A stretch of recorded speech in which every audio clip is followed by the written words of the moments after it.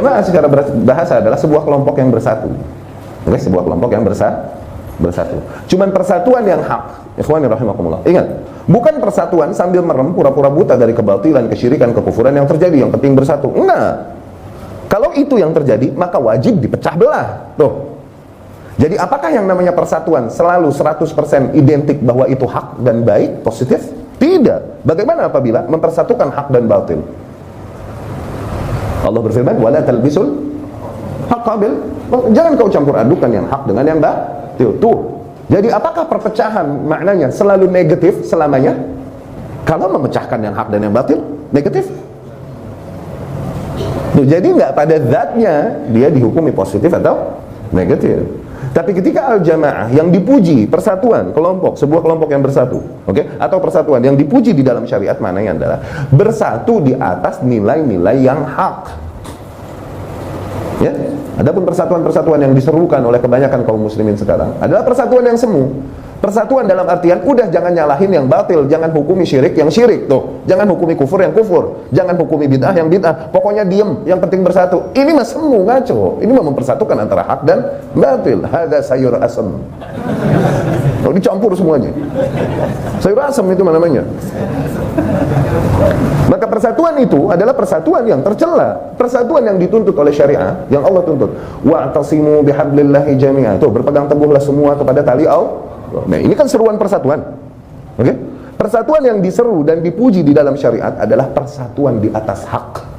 Maka apabila yang namanya persatuan adalah di atas hak, maka berpecah belah maknanya adalah ketika seseorang meninggalkan konsep yang hak. Tuh. Logiknya dapat? Wa'tasimu bihablillahi jami'an wala tafarraqu. Berpegang teguhlah semua kalian kepada tali Allah dan janganlah kalian berpecah belah. Tuh, seseorang yang berpecah belah adalah ketika mereka meninggalkan tali Allah. No. Fahim? Hadis Ibnu Mas'ud, ingat, khattalana Rasulullah sallallahu alaihi wasallam khattan mustaqima. Rasul menggambarkan sebuah garis lurus bagi kita. Hada siratullah atau sabilullah, ini jalannya Allah mustaqima, yang lurus. Kemudian khatta khututan an yaminihi wa shimali. Kemudian Rasul membuat garis-garis di kiri dan kanan garis, terus kemudian hadi subul. Ini adalah jalan-jalan lain, subul syaitan, jalan-jalannya syaitan. Ala kulli sabilin minha syaitan yad'u ilaihi. Yang di setiap permukaan jalan terdapat syaitan yang menyeru manusia untuk mengikuti jalan-jalan yang menyimpang tersebut ke kiri atau ke kanan. Di mana manusia tadinya berada di atas jalan yang lurus. Ini. Kemudian Rasul membaca sallallahu alaihi wasallam, apa? Wa anna hadza sirati mustaqiman fattabi'u. Ini adalah jalanku yang lurus, ikuti yang ini. Nih. Wala tattabi'us subul, dan janganlah kau ikuti jalan-jalan yang lain, fatafarraq, sehingga kalian berpecah belah, berpencar dari jalannya. Tuh, berpecah belah adalah ketika seseorang meninggalkan jalan yang lurus. No, hakikatnya berpecah belah. Berpecah belah bukanlah ketika seseorang meninggalkan kaumnya yang berbuat kebatilan, akhirnya dituduh kau memecahkan dirimu dengan kaummu sendiri. Ya iya batil, emang kudu dipecah, itu mah. Fahim? Dapat logiknya? Jadi berpecah belah adalah ketika seseorang meninggalkan jalan yang hak dan mengambil jalan yang batil. Nggak ada urusannya sama banyaknya manusia kemana. Pokoknya kalau banyaknya manusia ke arah kebatilan, maka bersatu adalah bersama dengan mereka, barengan melakukan kebatilan. Ngaco itu. Di situ Rasul malah dituduh memecah belah umatnya. Bukankah Rasul dituduh dulu? Kau memecah belah ya Muhammad antara saudara dengan saudaranya, ayah dengan anaknya, seseorang dengan kaumnya. Kenapa? Karena tauhid dengan syirik emang kudu dipecah.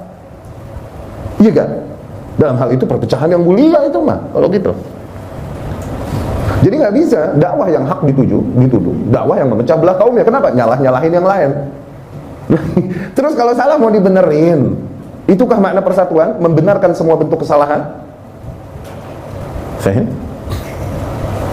Maka jamaah wallahi ya akhi bukan ketika kau bertahan di atas satu kelompok, bukan. Jamaah adalah ketika kau mencari yang hak dan bertahan di atas yang hak. Kalaupun semua kelompok berada di atas kebatilan dan kau memisahkan diri dari mereka, tidak terhitung kau memecah belah, tidak, tapi justru kau terhitung bertahan di atas jamaah. Ini kalam Ibnu Mas'ud dan salaf, al-jamaah ma wafaqal haq wa in kunta wahdak.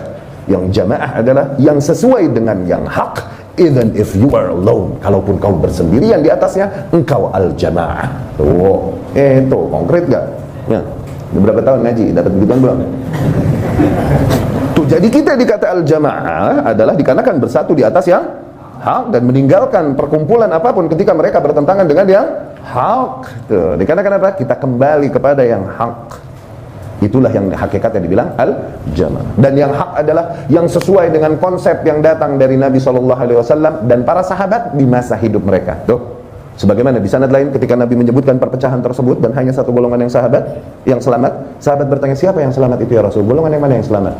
Rasul menjawab di hadis lain, ma ana alaihil yauma wa ashabi. Mereka yang berada di atas jalan yang sama denganku dan para sahabatku pada hari ini.